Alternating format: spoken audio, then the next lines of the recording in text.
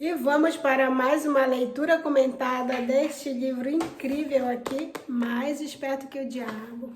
Vamos ficar mais esperto que o diabo comigo? Prazer, eu sou Keili Goulart, a sua professora, orientadora e facilitadora de recebimento espiritual, porque eu acredito que não existe desenvolvimento pessoal, nem financeiro, nem amoroso, nem em nenhuma área da sua vida, sem antes trabalhar a sua espiritualidade. Se você não está acompanhando, a playlist está aqui embaixo, fixada nos comentários, a playlist completa da leitura comentada deste livro desde o primeiro capítulo, desde a primeira página. Eu fiquei, gente, uma semana sem gravar porque eu estava pensando no título desse vídeo.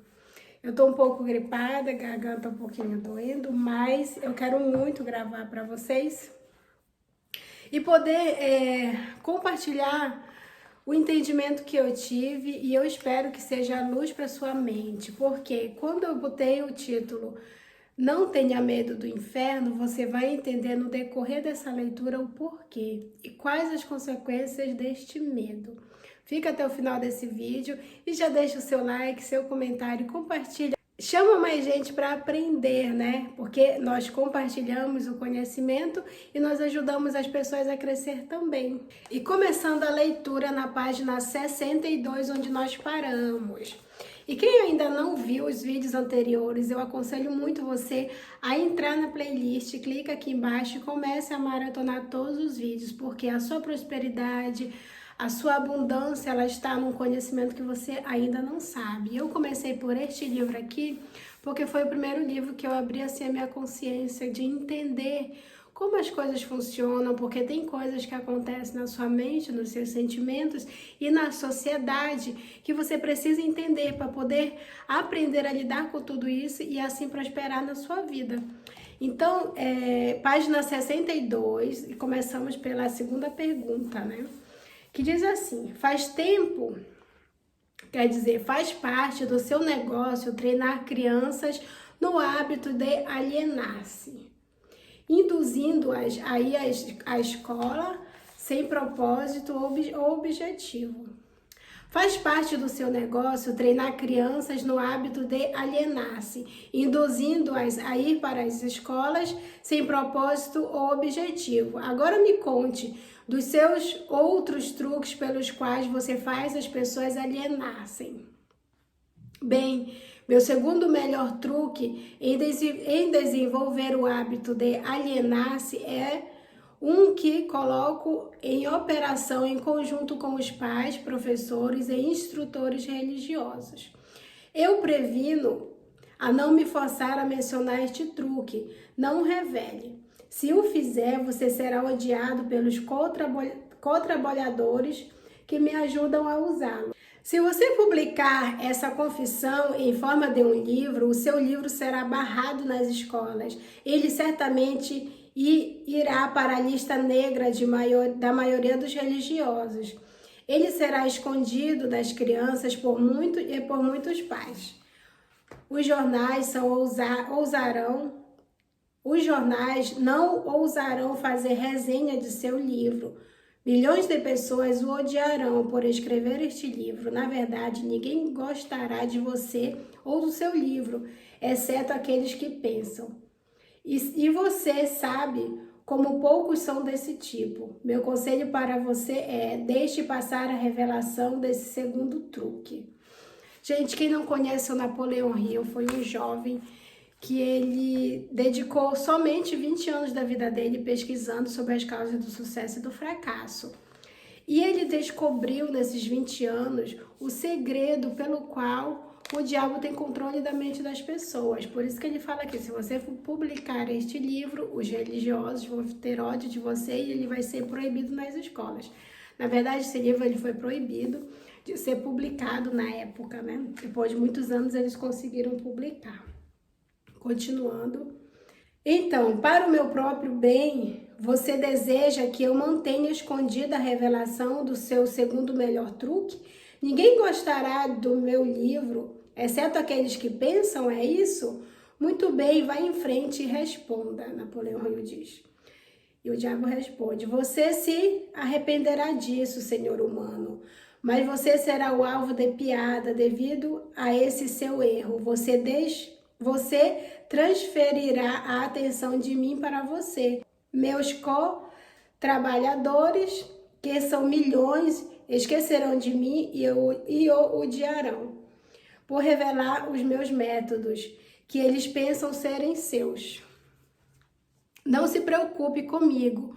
Conte-me tudo sobre esse segundo melhor truque, com o qual você induz as pessoas a alienarem-se com você para o inferno. Eu estou na página 63 já. Meu segundo melhor truque não é, na verdade, o segundo, é o primeiro. É o primeiro porque sem ele eu jamais ganharia o controle dos jovens, pais, professores, instrutores religiosos e muitos outros adultos, sem terem consciência disso, servem à minha causa, ajudando-me a destruir o hábito de fazer as crianças a pensarem por si mesmas. Eles fazem o seu trabalho de várias formas, nunca respeitando do que eles estão fazendo, nunca suspeitando do que eles estão fazendo na mente das crianças, ou a real causa dos erros dos pequenos. Gente, quando ele fala aqui que ele usa professores, instrutores religiosos, pais, não é conscientemente. O pai, o professor, o instrutor religioso, ele não tem consciência, ele acha que o que ele está ensinando é a verdade, entendeu? Por isso que a gente precisa buscar a verdade. Jesus falou: buscareis a verdade vos libertará. Então, continuando. Eu mal posso acreditar em você, Sua Majestade. Eu sempre acreditei que os melhores amigos das crianças fossem aqueles mais próximos a elas, seus pais, seus professores e seus instrutores religiosos, onde as crianças iriam sem esses guias de que elas dependem tanto e que são responsáveis por elas? É aí que entra a minha sabedoria. Esta é a explicação exata de como controlo 98% das pessoas do mundo. Assumo o controle das pessoas durante sua juventude, antes que elas tenham o controle das suas próprias mentes, usando aqueles que são responsáveis por elas. Preciso especialmente da ajuda daqueles que ministram instruções religiosas às crianças, porque é aqui que eu acabo com o pensamento independente e começo o hábito de alienar-se, de alienação, né? Confundindo as mentes das pessoas com ideias que não são provadas e que têm a ver com o mundo de que elas não conhecem nada. E também aqui que eu planto nas mentes das crianças o maior de todos os medos, o medo do inferno. Escute bem uma coisa. Se você não conhece como é lá o outro lado, é lógico que você vai ter medo. A gente tem medo do desconhecido, não é verdade? E como as pessoas podem ensinar com tanta certeza algo que elas não conhecem, nem sabem que é verdade, né? Como é que funciona lá o outro lado?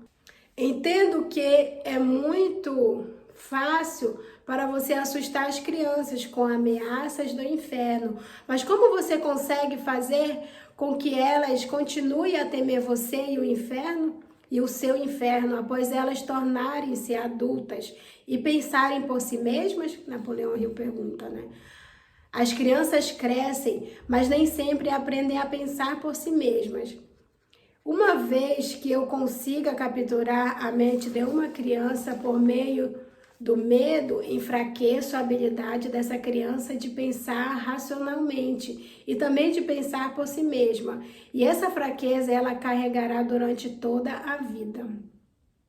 Contaminar a mente de uma criança antes que ela tenha total controle sobre si mesma não seria tomar para si uma vantagem desleal? Napoleão Hill pergunta. Os fins justificam os meios, sendo assim é justo. Não tenho essa limitação idiota de certo e errado.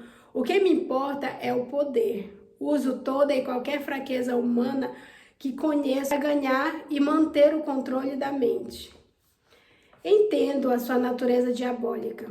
E agora vamos voltar a discutir mais sobre os métodos que você utiliza para induzir as pessoas a alienar-se, transformando suas vidas em um inferno na Terra. Pela sua confissão, entendi que você toma as mentes das crianças enquanto elas são muito jovens e vulneráveis. Agora me conte como você usa pais, professores e líderes religiosos para provocar a alienação nas pessoas. Um dos meus truques favoritos é coordenar os esforços de pais e instrutores religiosos, de forma que eles possam trabalhar em conjunto comigo para aniquilar o poder das crianças de pensarem por si mesmas. Uso muitos líderes religiosos para diminuir a coragem e a força dos pensamentos independentes das crianças. E como faço isso? Fazendo com que eles me temam. Mas uso os pais para ajudar os líderes religiosos nessa grande tarefa designada por mim. É por isso que muitos pastores, às vezes, como teve uma pastora que viu que eu estava com esse livro nas mãos, pessoas da minha família também, e ficaram com medo, não quiseram nem ver. E me discriminaram porque eu estava lendo, porque é justamente por isso, porque eles temem e têm medo do diabo, Como os pais ajudam os líderes religiosos a destruir o poder que as crianças têm de pensarem por si mesmas? Nunca ouvi tal monstruosidade. Consigo isso por meio de um truque muito inteligente. Faz com que os pais ensinem as crianças a acreditarem neles e em todos os seus assuntos importantes com que eles lidam nas suas vidas, tais como religião, política, casamento e outros. Dessa forma, como você pode ver, quando eu ganho o controle da mente de uma pessoa, consigo facilmente perpetuar o controle, fazendo com que essa pessoa me ajude a ganhar a mente de seus filhos. E de que outras formas você usa os pais para transformarem os seus filhos em alienados? Faz com que as crianças se tornem alienadas simplesmente fazendo-as seguirem o exemplo de seus pais, dos quais a maioria eu já tenho controle. Eu os tenho como ajudantes eternos da minha causa. A sua força de vontade, exatamente da mesma maneira que os homens conseguem domesticar animais de pouca inteligência, não faz nenhuma diferença para mim de que forma a vontade de uma criança é subjugada, contanto que ela tenha algum tipo de medo. Entrarei nessa mente por meio do medo e limitarei o seu poder de pensar independentemente. Me parece que você faz com que qualquer coisa para que as pessoas não pensem. Sim, pensamento disciplinado e organizado significa morte para mim. Não consigo existir nas mentes daqueles que pensam de forma apurada. Não me importa o que as pessoas pensem, desde que elas pensem com foco no medo, no desencorajamento, no desespero, na destruição. Quando elas começam a pensar de forma construtiva em termos de fé, coragem, esperança e com propósito definido, elas imediatamente se tornam aliadas da minha oposição e, consequentemente, eu as perco. Então, incentivem seus filhos a pensar, a fazerem perguntas, a estudar, a buscar realmente o conhecimento e a verdade. Eu estou começando a entender como você ganha o controle das mentes das crianças por meio da ajuda de seus pais e instrutores religiosos, mas não vejo como professores podem ajudá-lo nesse trabalho tão tenebroso. Os professores me ajudam a ganhar o controle das mentes das crianças não tanto pelo que eles ensinam, mas muito mais pelo que eles não ensinam. Todo o sistema de escolas é administrado de forma a estrategicamente ensinar as crianças quase tudo, exceto como usar as suas mentes, a pensar de forma independente. Vivo sempre com medo de que algum dia alguma pessoa corajosa reverterá esse sistema de ensino e decretará a morte da minha causa, permitindo que os estudantes se tornem instrutores e usando aqueles que hoje servem como professores somente como guias para ajudarem as crianças a estabelecer modos e recursos para desenvolver as suas próprias mentes, começando pelo seu próprio interior. Quando esse tempo chegar, os professores não mais pertencerão à minha equipe. Tinha a impressão de que o objetivo de todas as escolas era ajudar.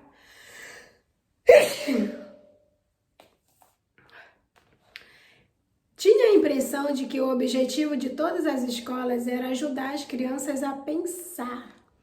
Esse pode ser o objetivo das escolas, mas o sistema em muitas das escolas do mundo não consegue atingir essa meta. As crianças da escola são ensinadas não a desenvolver e usar as suas próprias mentes, mas sim a adotar e usar os pensamentos de outros. Esse tipo de escola destrói a capacidade de pensamento independente, exceto em alguns casos raros em que as crianças definitivamente têm que contar somente com a força de vontade e assim conseguem manter o seu próprio modo de pensar. Pensamento apurado é o negócio da minha oposição, não o meu. Qual a relação, se há alguma, entre a sua oposição e os lares, as escolas e as igrejas? A sua resposta a essa questão deve ser intensa, deve ser interessante. É aqui que eu faço uso de alguns dos meus mais sábios truques.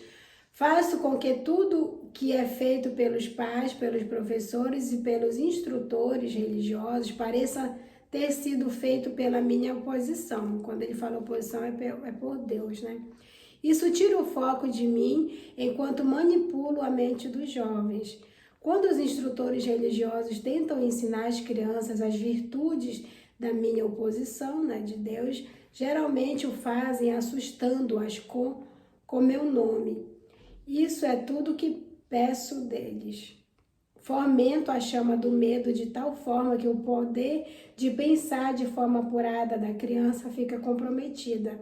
Nas escolas, os professores aprofundam a minha causa, mantendo as crianças tão ocupadas, decorando informações não essenciais em suas mentes, que elas não têm a oportunidade de pensar ordenadamente ou de analisar corretamente as coisas que lhes são ensinadas.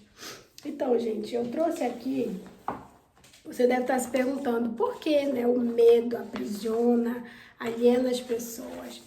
Essa aqui é a tabela das emoções. Essa aqui eu peguei no YouTube, é da Elaine Orives, mas essa tabela foi o David Hawkins, que ele desvendou, né, essa tabela através dos sentimentos e das emoções.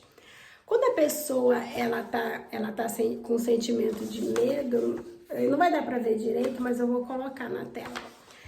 Ela tá com sentimento de baixa vibração. O que quer dizer isso? Quando a gente tem algum sentimento, nosso sentimento ele é magnético, né? E o nosso coração ele emite sinais de magnetismo. É como se fosse uma energia saindo da gente e eletrizando, quer dizer, magnetizando. Quando às vezes pega no cabelo, não faz um barulhinho, como se fosse uma eletricidade, né? Pega na geladeira, se ela tá um pouco velhinha, você pega um choque. Então, o nosso corpo, ele tem energia, né? E a energia que quando tá muito baixa, que é no medo, que vibra assim, ela é um sentimento de contração, ela vai te puxando para baixo, né? O medo, a tristeza, a culpa, a vergonha, tudo são sentimentos de baixa vibração, né? Que te puxa para baixo. Então, a ciência já provou, isso é cientificamente comprovado, que o medo ele vai te puxando para baixo. E quando você tem medo, você atrai doença, você atrai pobreza, né? Você atrai decepções, você não tem coragem suficiente para avançar. É por isso que ele fala que o principal instrumento dele é o medo. O principal medo é o medo do inferno. Quando uma pessoa implantou em você que você precisa ter medo do inferno, você já cresce sentindo aquele pavor, aquele medo, e isso impede você de encontrar a verdadeira prosperidade. E você só vai subindo a tabela das emoções, que é onde Deus ele fica o quê, gente? A gente entra em sintonia com Deus quando a gente está em gratidão, sentindo alegria, sentindo amor, sentindo paz, né? a aceitação de nós mesmos, a coragem, né, de fazer. Então, esses sentimentos são sentimentos positivos que te levam a ter sucesso na sua vida. Então, eliminar todo o medo é um processo, né, de decisão e de escolha. A partir do momento que você já teve hoje um conhecimento, que você não precisa ter medo do inferno, ele que tem que ter medo de você, aí é diferente, tudo já vai mudar dentro de você e automaticamente teus resultados também mudam. Então, deixa seu like, compartilha, se inscreve no canal. Eu vou adorar conhecer você, me procura lá no Instagram também. Que esse foi mais um vídeo, né, dessa série incrível da leitura comentada desse livro Mais Esperto que o Diabo. E clica aqui se você ainda não viu, veja a playlist todinha que eu tô esperando aqui. Beijo, tchau, tchau.